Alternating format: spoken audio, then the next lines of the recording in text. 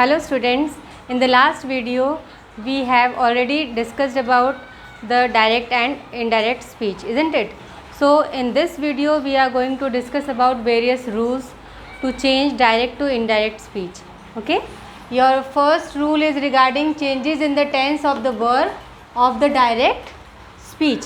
Means direct speech में tenses को लेके, वर्ब के टेंस को लेके कैसे आप चेंजेस लाएंगे वो पढ़ेंगे हम लोग. ओके, तो your first rule is if the reporting verb is in the present और in the future tense, the tense of the verb in the indirect speech is not changed. इसका मतलब क्या है? अब आप सोच रहे हैं मैम ने लिखा था, पढ़ दिया, कुछ समझ में नहीं आया. ओके, अभी समझा रहे हैं, ठीक है, घबराना नहीं है. अगर आपका रिपोर्टिंग वर्ब मैंने लास्ट वीडियो में समझाया था कि रिपोर्टिंग वर्ब किसको कहते हैं, ठीक है. अगर आपका रिपोर्टिंग वर्ब डायरेक्ट स्पीच में प्रेजेंट में है या फ्यूचर में है, तो इन दैट केस आपका जो रिपोर्टेड स्पीच है इसके टेंस में कोई चेंजेस नहीं होंगे. Now let us look at some examples. Through examples you are going to understand it better. Okay, your first example, the old woman says, comma, inverted comma, I am alone. So old woman क्या कह रही है? I am alone, मैं अकेली हूँ. ठीक, तो says क्या है बेटा? आपका रिपोर्टिंग वर्ब. ये क्या है आपका? Reporting verb. और ये कौन से टेंस में है? प्रेजेंट में है, पास्ट में है, फ्यूचर में है. आपने ये ध्यान से देखना है. ओके, सेज कौन सा टेंस है? प्रेजेंट टेंस है. ओके, अब यहाँ देखो, नेक्स्ट में देखो, संध्या विल से. अब विल लग गया है, आपको बता रहा है, ये हेल्पिंग वर्ब बता रहा है कि ये कौन से टेंस में है? फ्यूचर टेंस में है. ओके, तो अगर आपका रिपोर्टिंग वर्ब, यही चीज़ यहाँ बोल रहा है, if the reporting verb is in the present और इन द फ्यूचर टेंस. यहाँ पे देखो प्रेजेंट का एक एग्जाम्पल दिया है, यहाँ पे मैंने फ्यूचर का एक एग्जाम्पल दिया है. ओके, अगर आपका रिपोर्टिंग वर्ब प्रेजेंट में है या फ्यूचर में है तो क्या करना है? Future tense, the tense of the verb in the indirect speech is not changed. Means जो ये आपका रिपोर्टेड स्पीच है इसके टेंस में कोई भी चेंजेस नहीं आएंगे. कब नहीं आएंगे? जब ये आपका रिपोर्टिंग वर्ब प्रेजेंट या फ्यूचर में रहेगा. अंडरस्टूड? देखो, the old women says I am alone. अब इसको, ये डायरेक्ट में है, आपका इनडायरेक्ट में कैसे इसको चेंज करेंगे?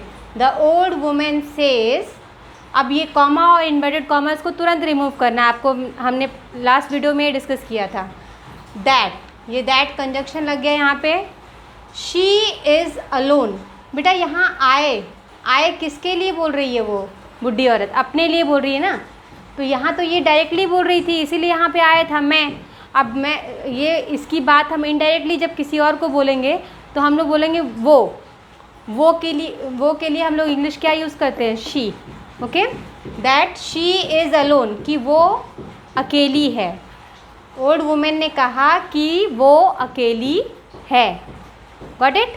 तो शी आ गया, आई के प्लेस पे शी आ गया. और एम तो आई के साथ ही रहता है हेल्पिंग वर्ब, तो एम को भी हट जाना पड़ेगा. शी के साथ इज़ लगेगा. शी क्यों लगा? क्योंकि वुमेन है और वो क्या है? लेडीज़ है. तो उसके लिए हम लोग शी यूज़ करेंगे. अगर यही जेंट्स होता है तो हम लोग क्या लगाते? ही लगाते. Okay, that she is alone. Hope you are understanding. Now come to your next example, Sandhya will say. तो सबसे पहले आपने कहाँ फोकस करना है? यहाँ पे, रिपोर्टिंग वर्ब पे. रिपोर्टिंग वर्ब देखो आपका विल से बता रहा है कि ये फ्यूचर टेंस में है. तो आपने ये रूल याद रखना है कि अगर फ्यूचर टेंस में है तो रिपोर्टेड स्पीच में के टेंसेस में कोई चेंजेस नहीं आएगा. I need another pen. अब देखो इसको हमने डायरेक्ट को इनडायरेक्ट में कैसे चेंज किया? संध्या विल से. अब ये इन्वर्टेड कॉमास और कॉमा को हटाएंगे हम लोग, दैट आ जाएगा. दैट आपका क्या है? कंजंक्शन है. ठीक है, दैट आई हम लोग किसके लिए यूज़ कर रहे हैं? संध्या के लिए यूज़ कर रहे हैं. और संध्या क्या है? एक गर्ल है. ठीक है, तो उसके लिए हम लोग क्या यूज़ करेंगे? She. I will become she. She needs.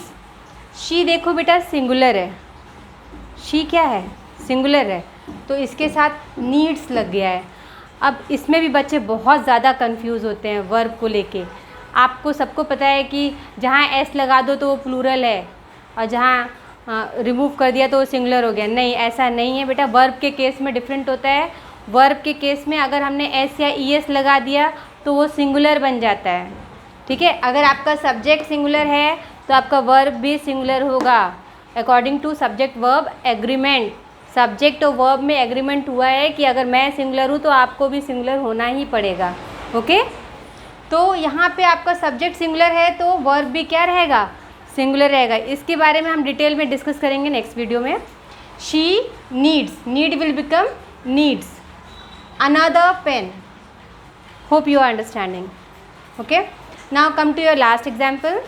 Mayank says, Mayank says. अब यहाँ रिपोर्टिंग वर्ब की तरफ फोकस करो सबसे पहले कि रिपोर्टिंग वर्ब आपका कौन से टेंस में है, प्रेजेंट में है, फ्यूचर में है, पास्ट में है, किस में है।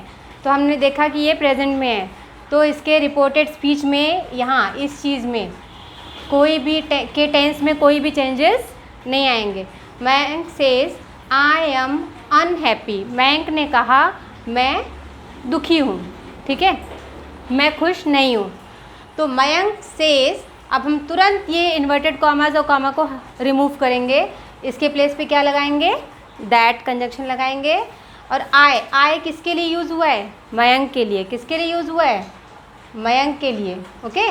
तो मयंक क्या है, मयंक आपका बॉय है, तो उसके लिए हम लोग ही यूज़ करेंगे, उसका ऑब्जेक्टिव केस यूज़ करेंगे। ही सिंगल बॉय है, ही यूज़ करेंगे। ही इज़, आई के साथ हेल्पिंग वर्ब एम लगता है, और ही के साथ क्या लगेगा, डेफिनेटली इज़ लगेगा, okay. That he is unhappy. अब ये भी प्रेजेंट इंडेफिनिट में था तो ये भी प्रेजेंट इंडेफिनिट में ही रहेगा। पास्ट में है तो पास्ट में रहेगा। कहने का मतलब बेटा, अगर आपका रिपोर्टिंग वर्ब प्रेजेंट में है या फ्यूचर टेंस में है, रिपोर्टिंग वर्ब, यहाँ ध्यान दो, रिपोर्टिंग वर्ब ये है, रिपोर्टेड स्पीच ये है। अगर आपका रिपोर्टिंग वर्ब प्रेजेंट या फ्यूचर में है तो रिपोर्टेड स्पीच के टेंसेस में कोई चेंजेस नहीं आएंगे। अब हम लोग नेक्स्ट वीडियो में पढ़ने वाले हैं कि अगर आपका रिपोर्टिंग वर्ब जो है वो पास्ट टेंस में हुआ तो क्या क्या चेंजेस आएंगे, okay. Hope you are enjoying the video. Thank you.